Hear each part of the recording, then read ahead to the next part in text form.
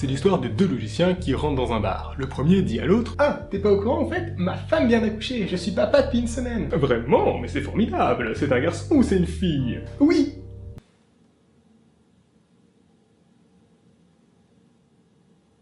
Alors, si vous ne l'avez pas, eh bien rassurez-vous, cette série de vidéos à venir sur ma chaîne est là spécialement pour vous.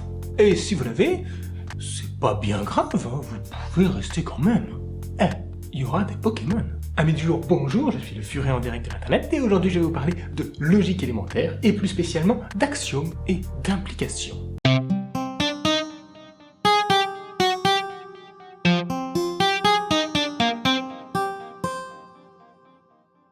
Une fois n'est pas coutume, pour la définition, on ne va pas demander à Wikipédia, mais plutôt à un vieux pote du nom d'Aristote. Aristote nous explique donc que la logique, c'est un raisonnement qui est à la fois nouveau et nécessaire. Nouveau parce qu'il nous apprend des choses que l'on ignore encore, et nécessaire parce qu'en partant de même base, eh bien, on arrive nécessairement à la même conclusion. Alors, il est assez courant d'associer cette discipline, la logique, aux mathématiques. On parle d'ailleurs souvent de logique mathématique ou encore de métamathématiques. Mais, en dépit du fait que je trouve ce mot de métamathématique tout à fait badass, ce préjugé est totalement faux. La logique, c'est la base de tout raisonnement, qu'il soit mathématique bien sûr, mais aussi informatique, sociologique, philosophique, ou dans n'importe quel autre domaine en fait. Car que l'on soit en mathématiques, en sciences, en philosophie ou que sais-je encore, un raisonnement fonctionne toujours de la même manière. On part d'axiomes qui sont des faits de base que l'on considère comme vrais et que l'on combine afin de donner naissance à de nouvelles propositions. Finalement, raisonner c'est un petit peu comme faire la cuisine, hein. On a des ingrédients de base et il faut suivre une certaine recette pour arriver à un bon petit plat.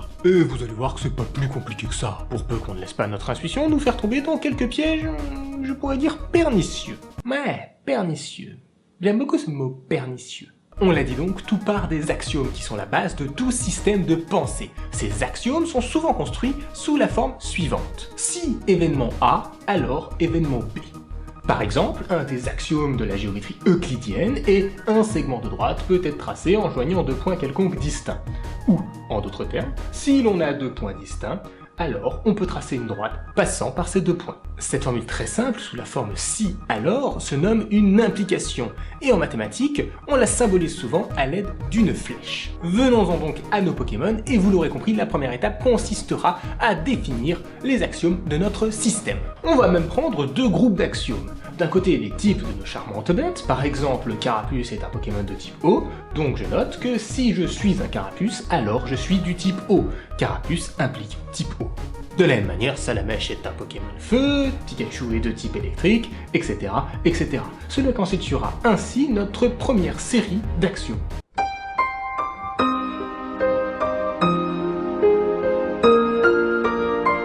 Alors petite précision, pour s'assurer de la véracité de nos axiomes, il est très important au moment de les choisir, de bien définir dans quel système nous nous trouvons. Peut-être que vous le saviez déjà, mais dans Pokémon, le type acier par exemple n'est apparu qu'en deuxième génération, c'est-à-dire avec les versions or et argent. Ainsi, certains axiomes ne peuvent être vrais qu'à partir du système génération or-argent.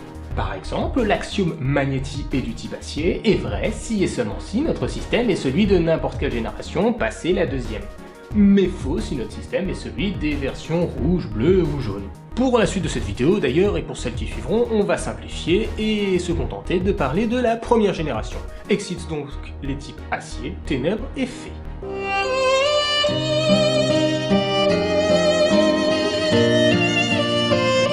Bon, et puis il nous faut un autre groupe d'axiomes, donc on va par exemple choisir la table des types. Par exemple le fait qu'un type d'attaque soit super efficace contre un type de Pokémon. Si j'utilise une attaque feu, je suis super efficace contre un Pokémon de type plante. Et de la même manière, le type plante bat le type eau, le type eau bat le type feu, etc., etc. Déjà, juste avec ces implications, je peux construire des trucs très intéressants. À partir d'une grande règle, et peut-être même de la règle de base de la logique et de tout raisonnement, la transitivité de l'implication. Derrière ce nom barbare se cache en fait une propriété très simple et très intuitive. Si A implique B et que B implique C, alors A nécessairement implique C. Par exemple, si je suis un Carapuce, alors je suis du type eau. Et si je suis du type eau, alors mes attaques sont super efficaces contre le type feu. Donc si je suis un carapuce, alors mes attaques sont super efficaces contre le type feu. Félicitations! Vous venez de créer une nouvelle proposition à partir de vos axiomes. Et évidemment, à partir de maintenant, vous avez le droit d'utiliser cette proposition pour en démontrer de nouvelles. Salamèche implique type feu, donc d'après ça et la proposition qu'on vient de créer, si je suis un carapuce, alors mes attaques sont super efficaces contre les salamèches. L'implication comprend une autre propriété très intéressante, mais cette fois-ci beaucoup moins intuitive, et c'est la contraposée. Changeons un peu, désormais je ne suis plus un carapuce, je vais être un Pikachu. Ouais non mais alors parce que se trimballer la carapace à longueur de journée, franchement c'est fatigant. Je suis donc, d'après mes axiomes, un Pokémon électrique. Être un Pikachu est une proposition A, être de type électrique est une proposition B, et les deux sont liés par la relation A implique B. Pour la suite, je vais avoir besoin d'un nouvel opérateur que je vais vous introduire. Maintenant, l'opérateur de négation. Alors, il fonctionne de manière très simple. Si A est vrai, non A est faux, et si A est faux, non A est vrai.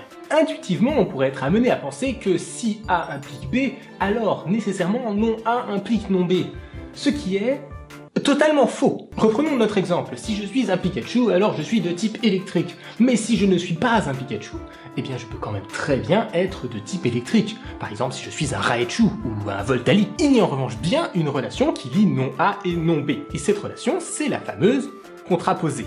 Si A implique B, non B implique non A. Pour en revenir à notre exemple, si je ne suis pas un Pokémon électrique, eh bien en aucun cas je ne pourrais être un Pikachu. Dans ma vidéo d'il y a 15 jours, on avait parlé de Pascal, de sa théorie selon laquelle on se divertit parce qu'on a peur de la mort. Je vous avais alors demandé si dans un monde où l'on ne pourrait pas mourir, où l'on serait immortel, on passerait tout de même notre temps à nous divertir. Eh bien par le principe de la contraposée, je peux affirmer que pour tous ceux qui ont répondu non à cette question, la théorie de Pascal selon laquelle le divertissement implique une peur de la mort est fausse. Ainsi donc, voici le fonctionnement du raisonnement, on part de choses que l'on sait, des axiomes, pour arriver à des choses que l'on ne sait pas, de nouvelles propositions. Et ces nouvelles propriétés, si l'on les brûle toutes, que l'on conserve uniquement notre groupe d'axiomes, que ce petit groupe d'axiomes on l'enterre pendant 10 000 ans, et que 10 000 ans plus tard, des chercheurs déterrent ce groupe d'axiomes, ils pourront arriver aux mêmes conclusions, exactement aux mêmes propositions, que celles que l'on aura nous-mêmes trouvées. Et c'est en cela que la logique est un raisonnement à la fois nouveau et à la fois nécessaire. Et voilà mes loutres qui conclut ce premier épisode de D3RP, j'espère qu'il vous aura plu, j'espère que le concept de sortir un petit peu de la philosophie, de passer à une échelle peut-être un peu plus méta, voire même un peu plus décalée, hein, on aura ici des vidéos vraiment purement axées science je pense. J'espère que donc ce concept vous aura plu. Initialement, je voulais faire une seule vidéo sur la logique élémentaire. Je me suis vite rendu compte que ça allait juste pas être possible. On aura donc une série de vidéos, alors la prochaine c'est pas forcément pour le prochain D3RP, hein, je vais essayer de distiller ça progressivement, mais voilà, il y aura des suites à cette vidéo. Par contre, si l'on commence à prendre un petit peu de recul quant au fait d'utiliser la logique, on se rend rapidement compte qu'il y a des limites, et des limites qu'on va devoir accepter. Par exemple, partir du principe que, mis à part les axiomes, tout doit être démontré. Ok, pourquoi pas, mais cela implique qu'il faudrait aussi réussir à démontrer des éléments d'ordre bien plus méta, comme par exemple la fameuse transitivité de l'implication. Comment faire dans ce cas-là? Alors la solution, elle est un peu cruelle, mais elle est qu'il faut finalement accepter certains éléments, certaines choses que l'on ne pourra jamais démontrer. Il faut considérer que ces choses appartiennent à un système différent du système dans lequel on travaille. Ce qui bien sûr ne nous empêche absolument pas de les utiliser. Bref, sur ce, j'espère encore une fois que cette vidéo vous aura plu. Si c'est le cas, n'hésitez pas à me le faire savoir par tous les moyens que vous connaissez déjà. Vous pouvez également rejoindre la page Twitter de la chaîne. J'oublie tout le temps de la mentionner, cette page Twitter, mais elle existe. Et quant à moi, je vous dis à dans 15 jours pour le prochain épisode de DERP. Et d'ici là, comme d'habitude, portez-vous bien, mangez des cookies, buvez du lait. Ciao! Venons-en donc à nos Pokémon, et vous l'aurez compris, la première étape consistera.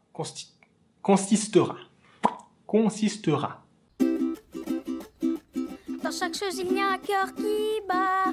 Sauf chez les méduses, les zombies et les avocats. Regarde au fond de toi, Internet. Tu verras, il y a aussi un enfant en toi.